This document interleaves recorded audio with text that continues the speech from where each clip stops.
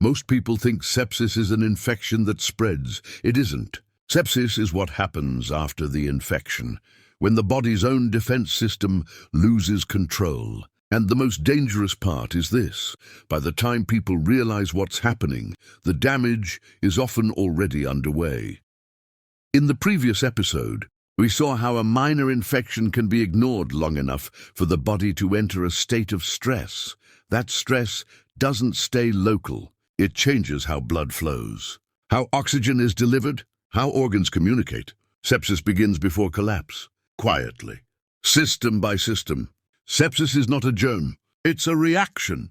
When the immune system detects a serious threat, it releases chemical signals to fight it. These signals are meant to dilate blood vessels, increase immune cell movement, raise body temperature in controlled amounts. This saves lives. In sepsis, the response becomes widespread and unregulated. The body goes from defending itself to damaging itself. Blood vessels are supposed to tighten and relax in precise balance. During sepsis, inflammatory signals cause them to relax too much. Blood pressure begins to drop. Not suddenly, not dramatically. At first, it's subtle. The heart compensates by beating faster, breathing becomes quicker, the body tries to maintain normal flow. This is why early sepsis often looks like anxiety or fatigue, but compensation has limits. As vessels relax and leak, fluid escapes into surrounding tissue. Blood volume inside the vessels decreases. Even though the heart is working harder, less oxygen reaches vital organs. The organs don't shut down immediately. They slow. The kidneys filter less blood. The brain becomes foggy. The gut stops absorbing nutrients efficiently. This stage is often invisible from the outside. People expect severe illness to feel dramatic. Sepsis often doesn't. Pain may be minimal. Fever may be mild or absent. Skin may look normal. Instead, the signs are functional. Unusual fatigue, confusion, rapid. Breathing, a sense that something is off. These are easy to dismiss, sometimes by patients, sometimes by clinicians. As oxygen delivery worsens, cells switch to emergency metabolism. This produces acid.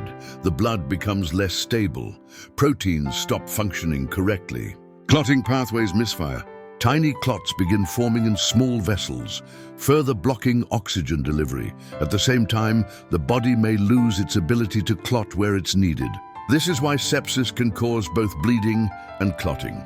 The system is no longer coordinated. The brain is extremely sensitive to oxygen changes. Even small drops affect function. Patients may feel disoriented, struggle to focus, become unusually quiet or agitated. This isn't psychological, it's physiological. The brain is warning that circulation is failing.